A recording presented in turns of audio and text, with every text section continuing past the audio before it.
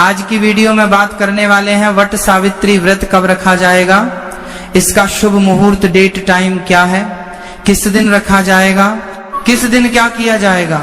भाई संपूर्ण जानकारी आज की वीडियो में हम आपको शुरू से लेकर अंत तक बताएंगे, इसीलिए इस वीडियो को सच्चे हृदय से शुरू से अंत तक देखें। साथ में हम आपको यह भी बताएंगे कि इस दिन कुछ ऐसी चीजें हैं जिन्हें गलती से भी अगर मनुष्य कर दे तो उसका पूरा जीवन बर्बाद हो सकता है।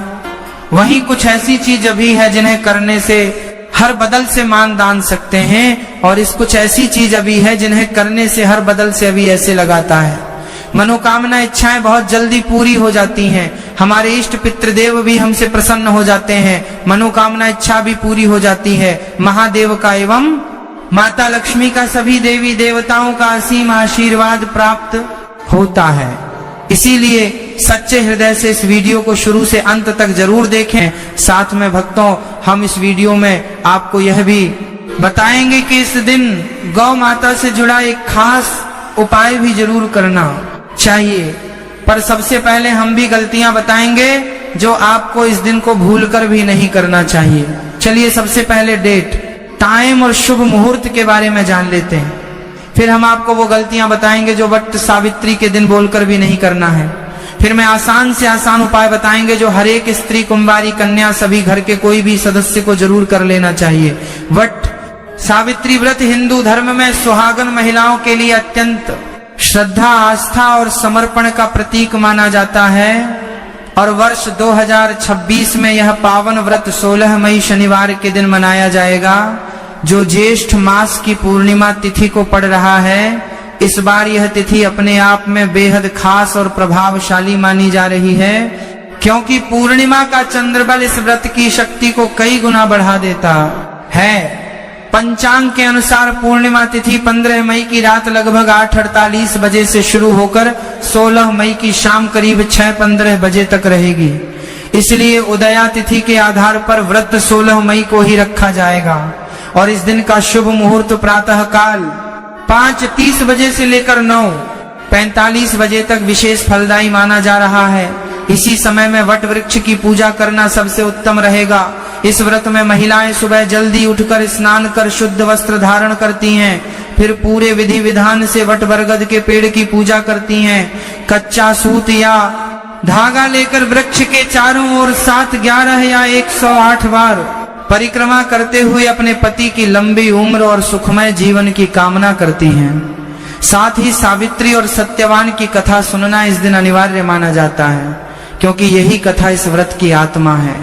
कहा जाता है कि सावित्री ने अपने दृढ़ संकल्प और भक्ति से यमराज से अपने पति का प्राण वापस ले लिया था, इसलिए इस व्रत को अटूट प्रेम और निष्ठा का प्रतीक माना जाता है।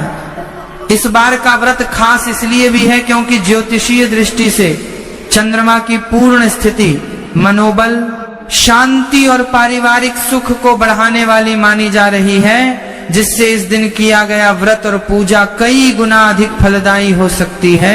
महिलाएं दिन भर निर्जला या फलाहार व्रत रखती हैं और शाम के समय पूजा के बाद व्रत का पारण करती हैं। इस दिन सुहाग की वस्तुएं जैसे चूड़ी, बिंदी, संगीत, सिंदूर आदि का विशेष महत्व होता है, और इनका दान करना भी अत्यंत शुभ माना जाता है।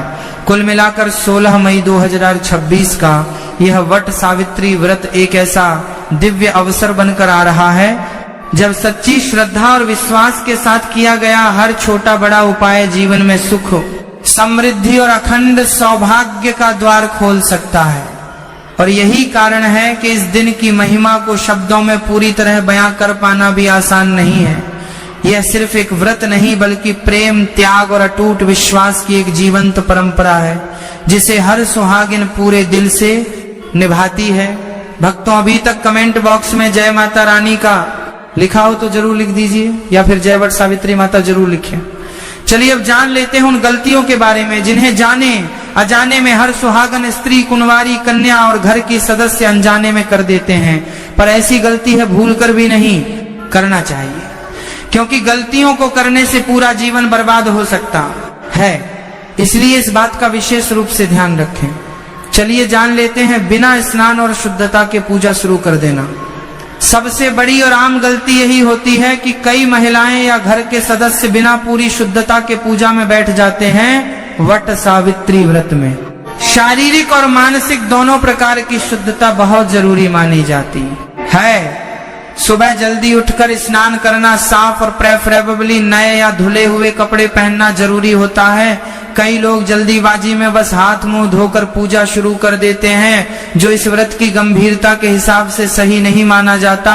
यह व्रत सिर्फ एक रस्म नहीं है, बल्कि संकल्प और श्रद्धा का प्रतीक है। इसलिए शरीर के साथ मन की शुद्धता भी जरूरी है। अगर मन में गुस्सा, चिंता या नकारात्मक सोच लेकर पूजा की जाती है तो उसका पूरा फल नहीं मिल पाता। इसलिए पूजा से पहले खुद को शांत करना, भगवान का ध्यान करना और फिर विधि शुरू करना चाहिए। संगीत वट वृक्ष की सही तरीके से पूजा न करना। बहुत से लोग वट बरगद के पेड़ की पूजा को हल्के में ले लेते हैं, जबकि यही इस व्रत का सबसे महत्वपूर्ण हिस्सा है। कई महिलाएं केवल 1-2 बार परिक्रमा करके ही वापस आ जाती हैं या धागा ठीक से नहीं लपेटती। सही विधि में वट वृक्ष के चारों ओर 7, 11 या 108 बार परिक्रमा की जाती है और हर चक्कर में मन से प्रार्थना की जाती है। पेड़ को जल चढ़ाना, रोली, चावल, फूल अर्पित करना जरूरी होता है।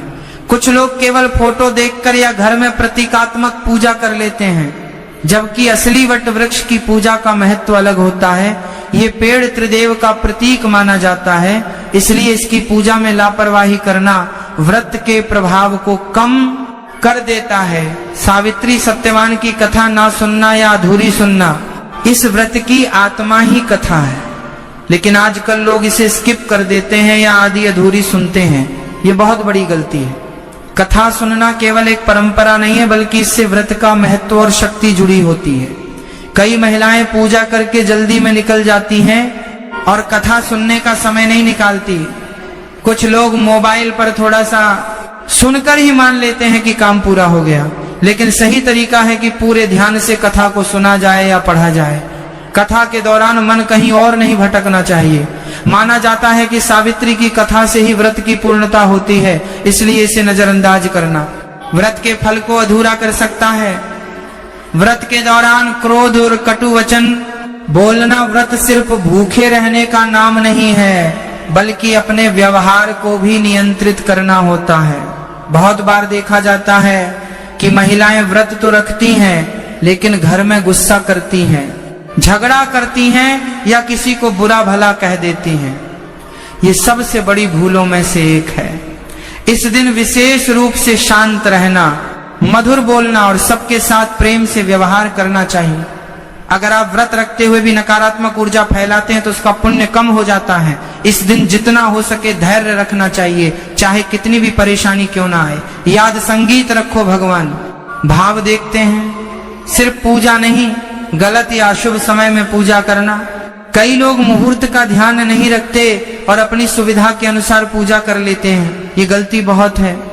वट सावित्री व्रत में सुबह का समय सबसे शुभ माना जाता है, खासकर सूर्योदय के बाद का समय।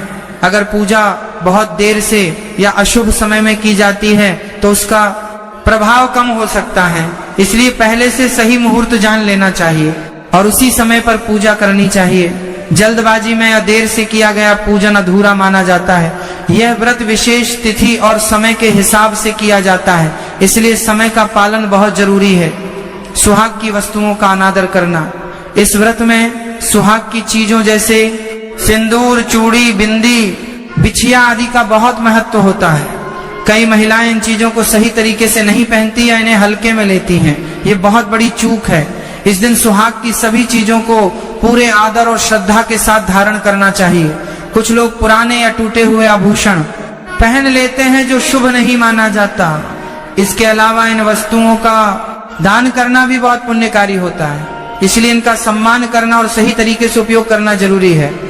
व्रत में नियम तोड़ना जैसे बार बार पानी पीना या खाना खाना व्रत का सबसे महत्वपूर्ण हिस्सा उसका नियम है, लेकिन कई लोग इसे ठीक से निभा नहीं पाते। कुछ महिलाएं बार बार पानी पी लेती हैं या थोड़ा थोड़ा फल खाती रहती हैं, जबकि उन्होंने निर्जला व्रत का संकल्प लिया होता है। ये नियमों का उल्लंघन माना जाता है। अगर आप पूरी तरह व्रत नहीं रख सकते तो पहले से फलाहार का संकल्प लें, लेकिन बार बार नियम बदलना गलत है। व्रत में अनुशासन बहुत जरूरी होता है। जितना संकल्प लिया है उतना निभाना चाहिए, तभी उसका पूरा फल मिलता है। पूजा में इस्तेमाल होने वाली सामग्री अधूरी रखना। कई बार लोग पूजा की पूरी तैयारी नहीं करते और बाद में भाग दौड़ करते हैं। इससे पूजा में ध्यान भटकता है और विधि सही से नहीं हो पाती। वट सावित्री व्रत में जल, रोली, चावल, फूल, धागा, फल, मिठाई आदि सब पहले से तैयार रखना चाहिए।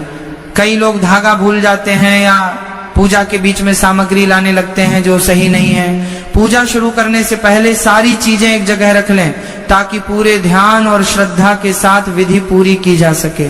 बड़ों का आशीर्वाद ना लेना, इस दिन बड़ों का आशीर्वाद लेना बहुत शुभ माना जाता है, लेकिन आजकल लोग इसे नजरअंदाज कर देते हैं। खासकर सास, माँ या घर के बुजुर्गों का आशीर्वाद लेना चाहिए। कई महिलाएं पूजा तो कर लेती हैं लेकिन आशीर्वाद लेना भूल जाती हैं। ये एक लेकिन महत्वपूर्ण गलती है।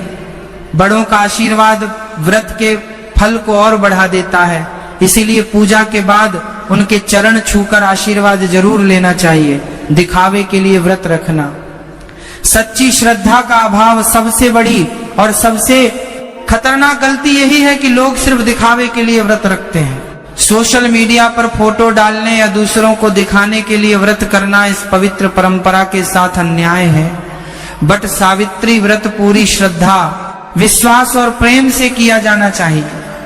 अगर मन में सच्ची भावना नहीं है तो सारी पूजा व्यर्थ हो जाती है। भगवान को दिखावा नहीं, सच्चा भाव चाहिए। इसलिए इस व्रत को दिल से करो, तभी इसका असली फल मिलेगा। पूजा के समय ध्यान भटकाना, मोबाइल, बातों में लग जाना, आज के समय में ये गलती सबसे तेजी से बढ़ रही है। महिलाएं पूजा में बैठी होती हैं लेकिन बीच बीच में मोबाइल देखना, कॉल उठाना या किसी से बातचीत करना शुरू कर देती हैं। ये दिखने में छोटी गलती लगती है लेकिन आध्यात्मिक रूप से बहुत बड़ी चूक मानी जाती है। वट सावित्री व्रत में एकाग्रता सबसे जरूरी होती है, क्योंकि यही वह समय होता है जब आप अपनी मनोकामना सीधे ईश्वर तक पहुंचा रहे होते हैं। अगर मन इधर उधर भटक रहा है तो आपकी प्रार्थना में वह शक्ति नहीं बन पाती। कई लोग फोटो खींचने या वीडियो बनाने में ही लगे रहते हैं, जिससे पूजा का भाव खत्म हो जाता है। इसलिए इस दिन पूजा के दौरान मोबाइल को दूर रखें, पूरा ध्यान केवल भगवान और व्रत पर रखें। यही सच्ची भक्ति है। वट वृक्ष की जड़ में गंदगी फैलाना या अनादर करना, बहुत लोग पूजा तो करते हैं लेकिन उसके बाद वहां गंदगी छोड़ देते हैं, जैसे प्लास्टिक, पॉलीथीन, फूलों के कचरे को वहीं फेंक देना। ये बहुत बड़ी गलती है।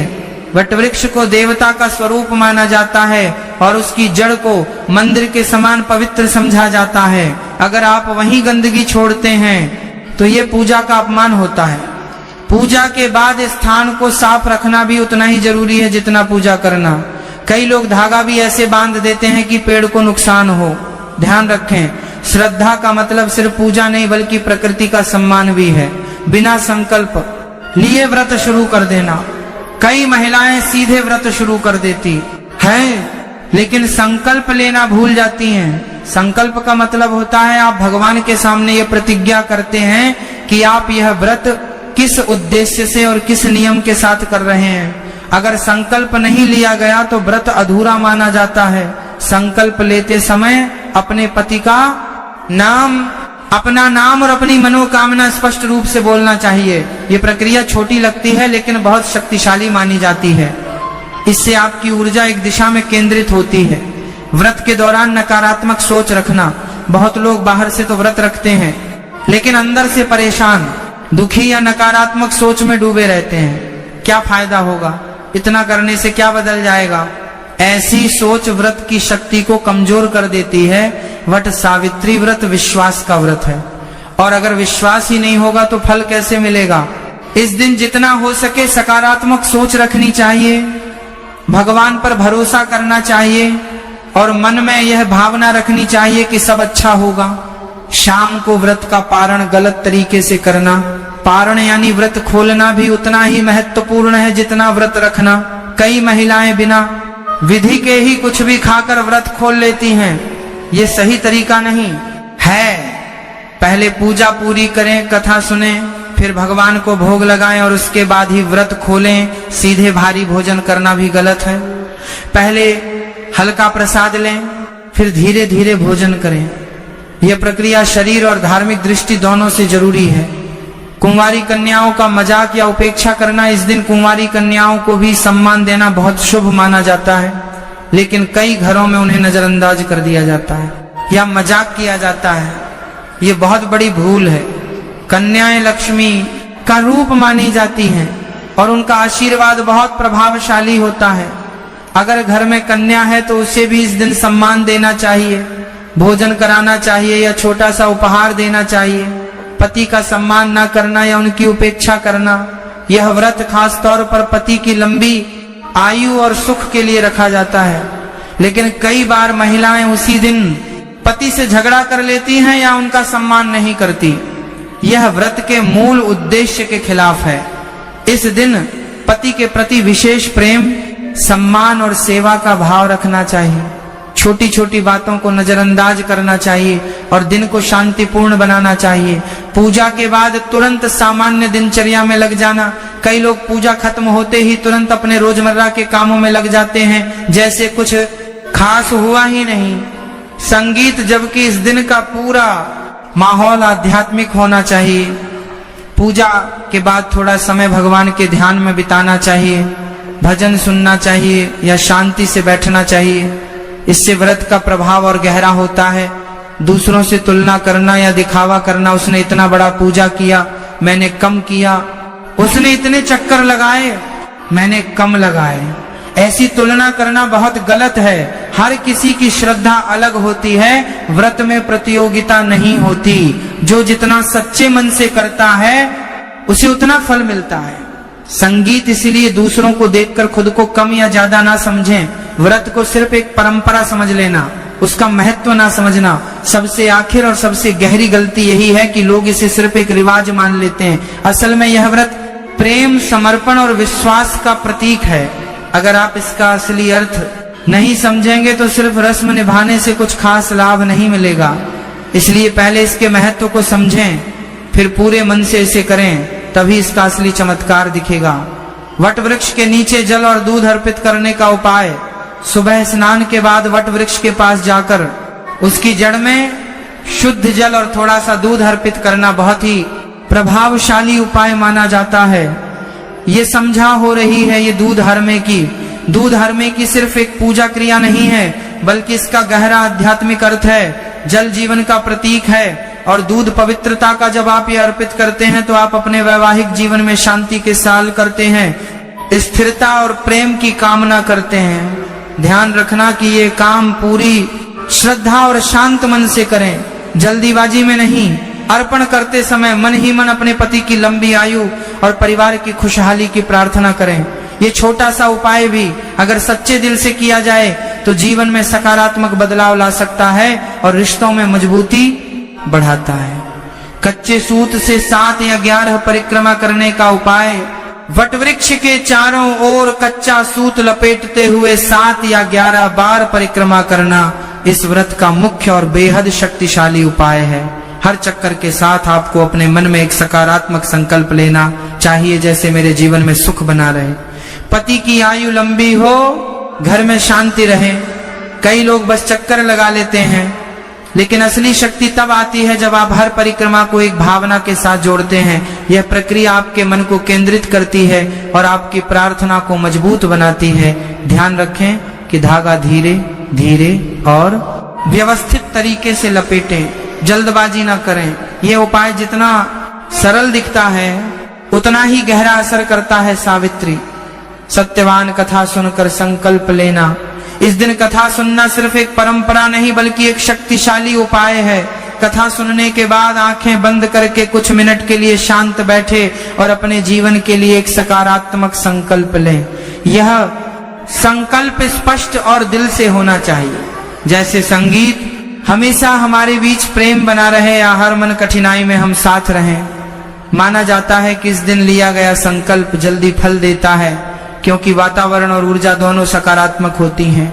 कथा सुनते समय मन पूरी तरह वहीं होना चाहिए, तभी इसका असर बढ़ता है। यह उपाय मानसिक रूप से बहुत ताकत देता है। सुहाग की वस्तुओं का दान करने का उपाय। इस दिन किसी जरूरतमंद सुहागन महिला को चूड़ी, बिंदी, सिंदूर, कंघी या साड़ी जैसी सुहाग की वस्तुएं दान करना बहुत शुभ माना जाता है। ये उपाय न सिर्फ पुण्य देता है बल्कि आपके अपने वैवाहिक जीवन में भी सौभाग्य को मजबूत करता है। ध्यान रखना कि दान करते समय अहंकार या दिखावा बिल्कुल ना हो, बल्कि मन में ये भावना हो कि आप किसी की मदद कर रहे हैं। अगर ज्यादा कुछ नहीं दे सकते तो छोटी सी चीज भी श्रद्धा से दी जाए तो उसका भी उतना ही महत्व होता है। ये उपाय बहुत सरल है और हर कोई कर सकता है। शाम को दीपक जलाकर वट वृक्ष के पास प्रार्थना करना। शाम के समय वट वृक्ष के पास या घर के मंदिर में घी का दीपक जलाकर शांत मन से प्रार्थना करना एक बहुत ही सुंदर और प्रभावशाली उपाय है। दीपक प्रकाश का प्रतीक है जो अंधकार को दूर करता है। ठीक वैसे ही ये आपके जीवन की समस्याओं को दूर करने का संकेत माना जाता है। दीपक जलाते समय भगवान से ये प्रार्थना करें कि आपके जीवन में हमेशा उजाला बना रहे, कोई भी नकारात्मकता पास ना आए। यह बरधार को जलाते समय भगवान को, जीवन को जलाते समय तो हमेशा उजाला बना रहे। दीपक जलाते समय भगवान को, जलाते समय भगवान को, जलाते समय भगवान को, जलाते समय भगवान को, जलाते समय भगवान को, जलाते समय भगवान को, जलाते समय भगवान को, जलाते समय भगवान को, जलाते समय जलाते समय भगवान को, जलाते समय भगवान को, जलाते समय भगवान को, जलाते समय जलाते समय भगवान को, जलाते समय भगवान को, जलाते समय भगवान को, जलाते समय भगवान को, जलाते समय जलाते समय भगवान को, जलाते समय भगवान को, जलाते समय भगवान को, जलाते समय भगवान। उपाय बहुत आसान है, लेकिन अगर इसे सच्चे दिल से किया जाए तो मन को शांति देता है और सकारात्मक ऊर्जा बढ़ाता है। पीपल या वट के पत्ते पर अपनी मनोकामना लिखकर अर्पित करना ये एक बहुत ही खास और कम लोगों को पता होने वाला उपाय है। वट वृक्ष का एक साफ पत्ता लें, टूटा हुआ या सूखा नहीं, फिर उस पर हल्दी या चंदन से अपनी मनोकामना लिखें। जैसे परिवार में सुख शांति रहे या पति की आयु लंबी हो, और उसे श्रद्धा से वट वृक्ष की जड़ में अर्पित कर दें। यह उपाय आपकी इच्छा को एक स्पष्ट रूप देता है और उसे प्रकृति के माध्यम से ईश्वर तक पहुंचाने का प्रतीक माना जाता है।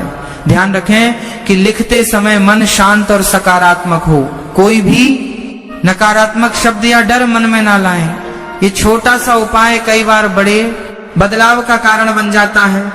11 बार नमः शिवाय मंत्र का जप वट वृक्ष के पास करना। वट वृक्ष को त्रिदेव का स्वरूप माना जाता है, इसीलिए इसके पास बैठकर नमः शिवाय मंत्र का 11, 21 या 51 बार जप करना बहुत ही प्रभावशाली होता है।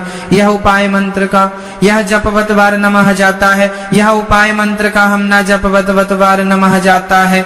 यह हम ना बतवत बार नमः जाता है। यह हम ना बतवत बार नमः जाता है। यह हम ना बतवत बार नमः जाता है। यह हम ना बतवत बार नमः जाता है। यह हम ना बतवत बार नमः जाता है। यह हम ना बतवत बार नमः जाता है। यह हम ना बतवत बार नमः जाता है। यह हम ना बतवत बार नमः जाता है।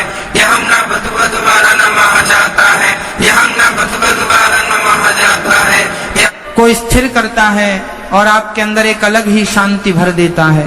कई लोग केवल पूजा करके चले जाते हैं, लेकिन अगर आप 5-10 मिनट बैठकर मंत्र जप करते हैं तो उसका असर कई गुना बढ़ जाता है। जप करते समय आंखें बंद रखें और अपने जीवन में सकारात्मक ऊर्जा आने की कल्पना करें। ये उपाय बहुत सरल है, लेकिन नियमित किया जाए तो जीवन में गहराई से बदलाव ला सकता है।